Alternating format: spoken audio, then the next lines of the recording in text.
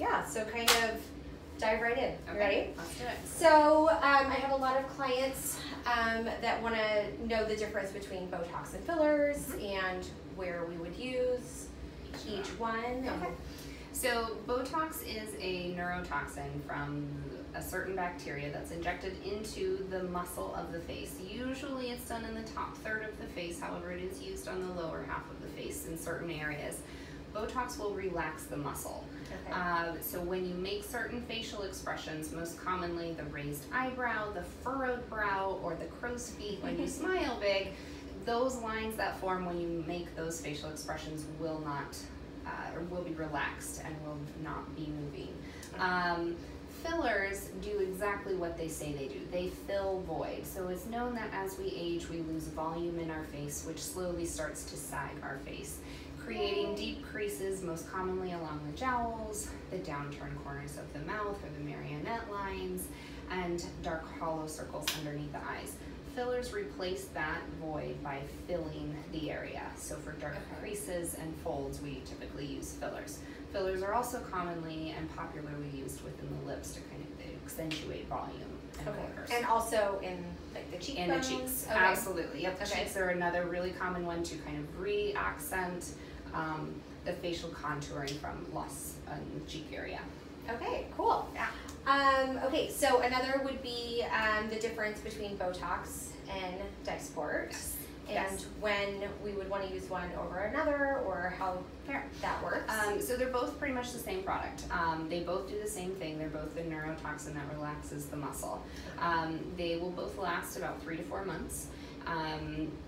The only difference is the maker of these products. One's made by the drug company Allergan, and the other one's made by the drug company Galderma.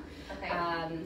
Botox, typically there's 3 units of Dysport to every 1 unit of Botox, but the price of Dysport is cut so that they are pretty much equivalent. Oh, okay. I usually recommend Dysport to clients who have been doing Botox, and might say, it just doesn't last as long as it used to. That's a great opportunity to input Dysport, and they'll go back to that 3 to 4 month longevity. Oh, okay. Okay. So is there any time that somebody wouldn't be a candidate for one or the other?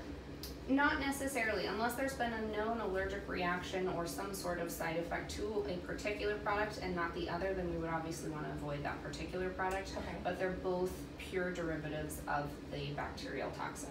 Okay, perfect.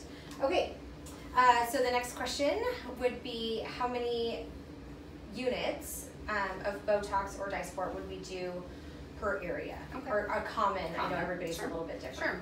Sure. Yeah, everybody's a little bit different, and it depends on the strength of the muscles. So typically above the forehead, we will use anywhere from about 10 to 15 Botox units, and then if you multiply by 3, that would be the number of units for Dysport.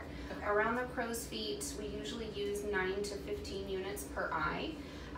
The furrowed brow, or the 11s, commonly called, are much stronger muscles, and so usually anywhere from 15 to 25 units of Botox. For just right here? For just the furrowed brow. Right here. And what that does is kind of open the eyes up and give people kind of a refreshed, open-eyed look. And kind of lift the brow and exactly. Brow lift. Exactly. People call it. Okay. Exactly. When you move towards the lower end of the face, we can do the bunny lines that some people have when they squint their nose. Oh, okay. We do downturned corners of the mouth by injecting just a little bit, 2 units on each side. We can do the common and popular lip flip or pout, which is about, depending on what you're looking for, about 2 to 8 units total. Okay, cool. All right. We didn't go over this question, but I'll throw it in there. Pain-wise, how do people handle, I've only had Botox, so I'm not sure how fillers, you know, how that works. But so with Botox, for those that haven't had it, we use little tiny insulin needles that are just millimeters long. They go straight into the skin. It feels just like a little tiny pinch, little tiny prick. Okay. For the fillers, they are a little bit more uncomfortable, so we do put a numbing gel and cream on the facial area that we're going to use. Let that sink in for about 15-20 minutes so that original prick of the needle doesn't hurt as much. Okay. And it doesn't take very long to do either one. Nope, about 15-20 minutes. Okay. Once we get started. Okay, perfect. Okay, next question. Is there anything that we would want to avoid right before or right after for either treatment? Not necessarily anything prior to. They're both minimally invasive, but afterwards you want to avoid touching the face, manipulating the face, applying pressure to the face. Okay. You can gently wash your face with soap and water, but you don't want to put a lot of pressure with your fingertips. You don't want to sit in a massage chair with your face pointing down.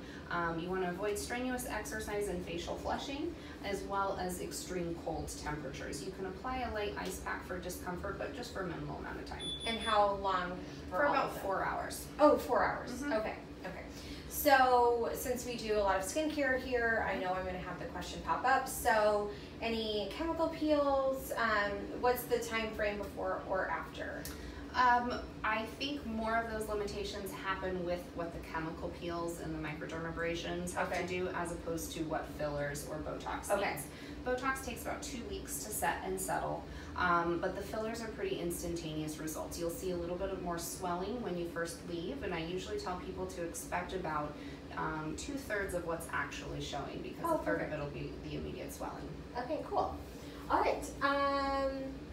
Okay, and then common misconceptions with Botox, that it, completely gets rid of wrinkles, and that we've completely restructured your collagen elastin and all of that. So Botox is a very subtle treatment for the aging process. It's actually now commonly referred to as wrinkle prevention, because what Botox does is it's relaxing the muscles and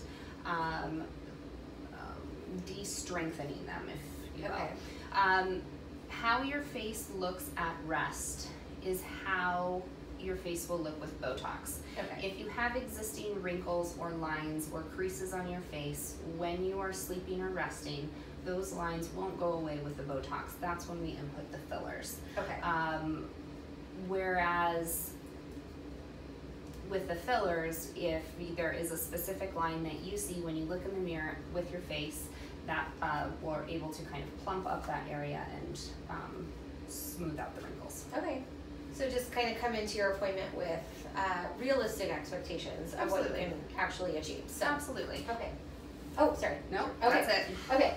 And then how often will people need to get each treatment done? The Botox and Dysport will last about 3 to 4 months. And that's when you'll start to see some movement back into the areas that were injected. But the fillers, they usually last about 9 to 12 months before you start to see any difference there. Oh, awesome. Okay. Any other questions that maybe I forgot to ask? I don't think so. No? Okay. If anybody does have any questions, just go ahead and drop that in the comment section below. And come in soon and meet Katie, because she's super sweet. So we will see everybody later. Bye. Bye.